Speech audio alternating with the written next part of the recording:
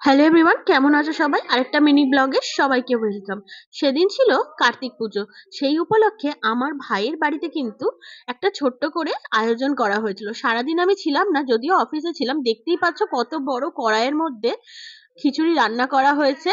আর সমস্তটা কিন্তু অঙ্কিতা নিজে হাতে রান্না করেছে। এটা হলো আগের বছরের কার্তিক, যেটা কিনা ওর বন্ধুরাই ওর বাড়িতে ফেলে রেখে গেছিল। এখানে একটা ছোট্ট করে টেবিল পেতে আয়োজন করা হয়েছে যাতে সবাই বসে খেতে পারে। এটা হলো অঙ্কিতার মেকআপ স্টুডিও। এখানেই কিন্তু আমাদের ছোট্ট কেতুবাবুর পুজো হয়েছে। আমি যখন ভিডিওটা নিচ্ছিলাম তখন কাপল ফটোশুট চলছিল। আর আমাদের কেতুবাবুকে দেখো কি মিষ্টি দেখতে ওকে।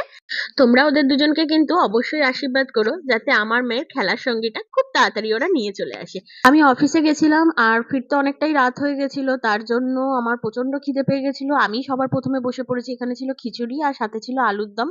আর এই সমস্ত আয়োজন কিন্তু অঙ্কিতা নিজে হাতে রান্না করেছে।